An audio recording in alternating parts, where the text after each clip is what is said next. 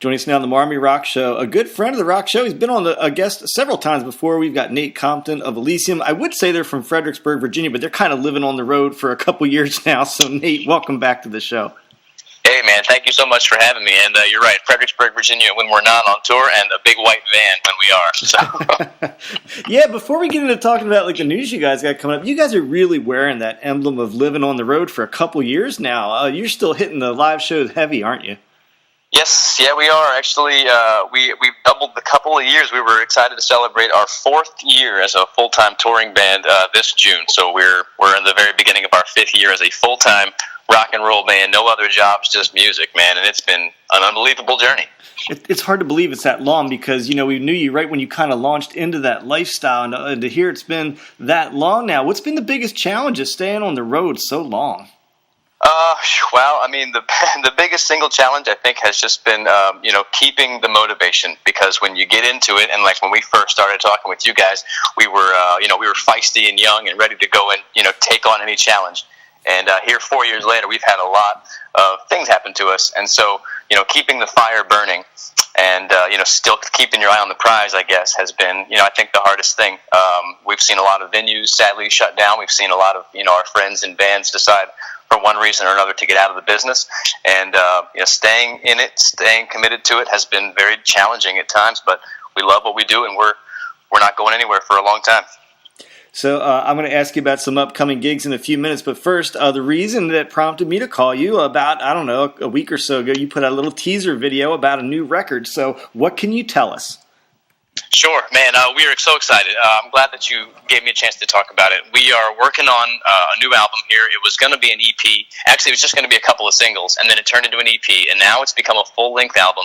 And we're recording it here in Geneseo, Illinois, with Jose from 3 Years Hollow and Nate Walker, who used to drum for Another Lost Year. And the two of those guys, combined with some of the ideas that we brought here, have turned into the most exciting record we have ever worked on. We're doing it in a very different way, where we didn't prepare all the songs ahead of time. In fact, some of them we didn't prepare at all for. We came right into the studio. We've kind of been living here and just composing music, every day. And it's been really an amazing process, one that we've not had a lot of experience doing. And I think that's part of what's made it so cool is it's scary and it's challenging and it's producing some really kick-ass songs. Now, I've been a fan of some of Jose's other work. Are you guys new to working with him? Is this the first time you've worked with him? We are, yep.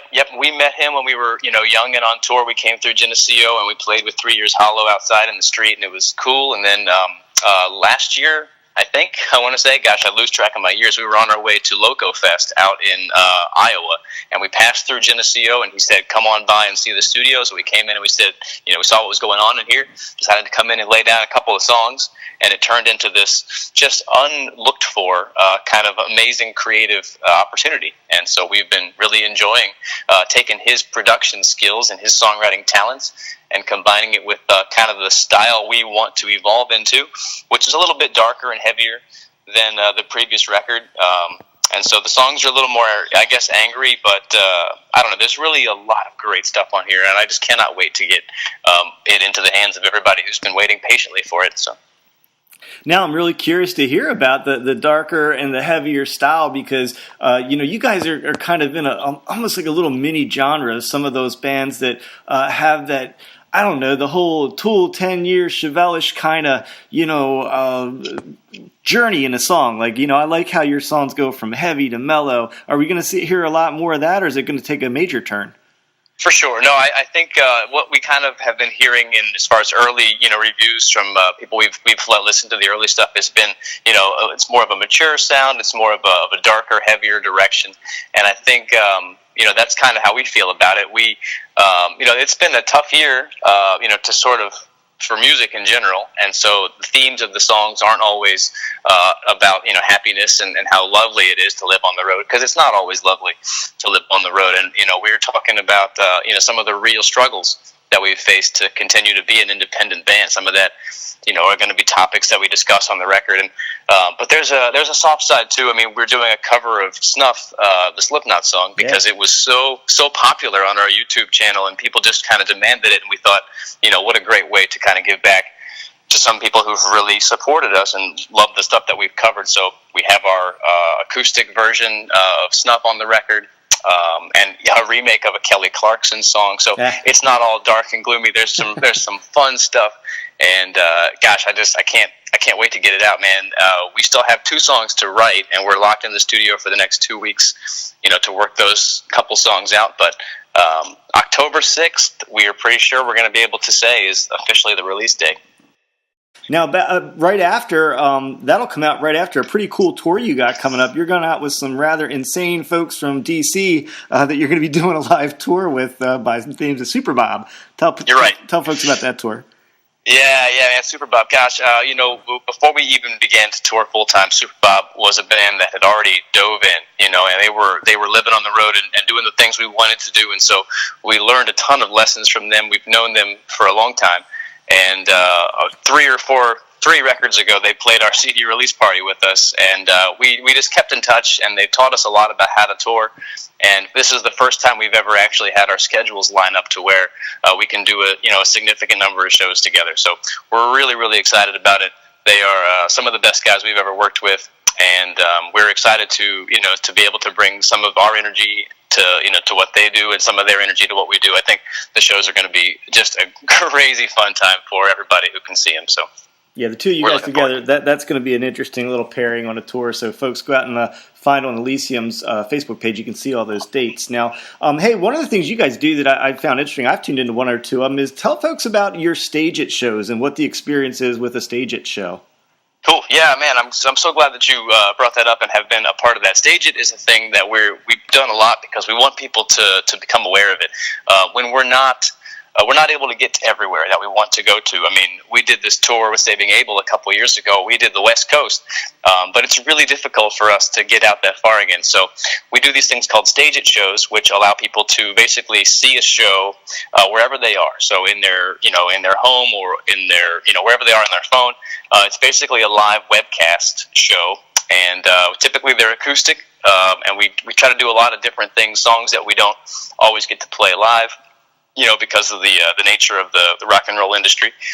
So we like to really do that, tell the stories behind songs. We have a lot of fun with them, and we have, I want to say 2 or 3 coming up that we're about to announce as we help build up toward the record. So really some cool stuff. We like to give things away, but it's neat. And a lot of cool bands like A Storm's been doing them. One of my favorites, Boyce Avenue, which is just a couple guys from Florida that do a lot of really amazing covers, have caught on to Stage It and been doing some Stage It shows. So I think it's catching on, but we're going to keep doing them. And I'll let people know, man, that the quality's been real good on a couple times I've tuned in, and they're very inexpensive, so it's a real cheap way to support the band and help out and get to see a fun live show as well. Now, you mentioned you usually do it on acoustic shows. What percentage of your shows are acoustic these days? We really are, I guess, lucky in the sense that we're able to adapt a lot of our music to fit the acoustic thing. Because we have to stay on tour all year, basically, to make our bills meet and to live the lifestyle that we want. So a couple years ago, we had to take a full-blown acoustic tour with a guy named Blind Joe, who was on NBC's The Voice, and just a terrific guy. But he's more of a country music artist, and so it was a stretch for us to work everything out and play these honky-tonk bars and stuff. But we did it for 2 months, and it was great. So I don't know, 20% maybe. In fact, the second show on the Super Bob tour, we got added last or later, so we're actually on the acoustic stage. So it just helps us. It's another tool in the box that allows us to get more shows as opposed to spending nights off.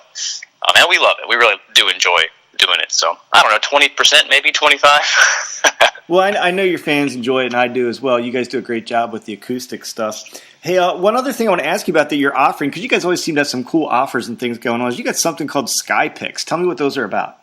Oh, yeah, Sky Picks. So the Sky Picks are kind of a thing that, I don't know, has become I'm not even sure what, it's taken on a life of its own, I guess. I just started taking pictures of the sky a lot. We travel a ton, and one of the only things that's always there consistently is the sky, and it just continues to amaze me how beautiful nature is, and so I was just taking pictures, and the most popular pictures on my Instagram feed were not the show advertisements or the packed houses we were playing or whatever. It was the pictures of the sky, and so I kind of thought maybe people would appreciate these, in another way. So I started printing them and writing lyrics on them, and I put a batch of them online a couple years ago, and they just sold out right away. So I'm really excited to be able to take some of those moments that we see on tour and combine them with lyrics that I, imagine when I'm looking at them, or things I feel when I'm, looking at pictures. And people collect them and put them in their homes, and I think that's just totally awesome.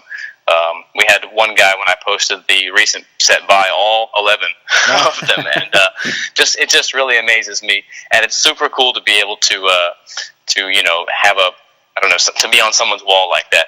The newest set of them has lyrics from the upcoming record, so that's the first time that's happened, where people don't have any idea what the songs are going to sound like yet, and they'll hear the songs and see how the lyrics fit in with the whole picture of the new record and stuff. So we're excited about it. I'm excited about it. Man, you guys got a lot going on, and there's one more thing I want to ask you about before I let you go. I was watching the teaser video of a video in a tractor trailer. So what can you leak and tell us about the video? You're right. We do have so many things going on. I ambitiously said when we were just doing an EP that I wanted to do a music video for every song on the record. So we started to shoot a lot of stuff to make that happen, and now it's so many songs. So there's a song called Shortcuts and Small Things that we did shoot a music video where we were in the back of a tractor trailer, and we are going to combine that with some shots of us, doing load-ins and load-outs, and the type of stuff that we do every day on the road, the hard work that it takes to put on a show. And I think it makes for a cool visual, the idea of this band sort of trapped in a truck, traveling around, performing everywhere they go. But it's on the long list of things I've still got to do. We do a lot of stuff ourselves, including all of our own video production. So, I'm gonna get it done eventually. But everything takes longer than I want it to. Well, we're gonna look forward to seeing that. Like I said, you guys got so much going on. Go over and check out Elisium on Facebook. You can see about the tour with Super Bob. You can stay up to date with the new record. You can buy some Sky Pics and see the teaser video I talked about. So October 6th, we're hoping, we got our fingers crossed, that'll be the date for the new record from Elisium. And once again, they're out of Fredericksburg, Virginia, sort of. They live on the road. They are definite road warriors. So Nate Compton, man, thanks a lot for being back on the show. Glad to have you. Yeah, no problem. Thank you for giving me a little bit of time, man. We look forward to letting you guys have an early exclusive, playing of the new music. As soon as I'm ready, as soon as we have it ready to go to radio, man, we will make sure that you guys are among the first to get your hands on it.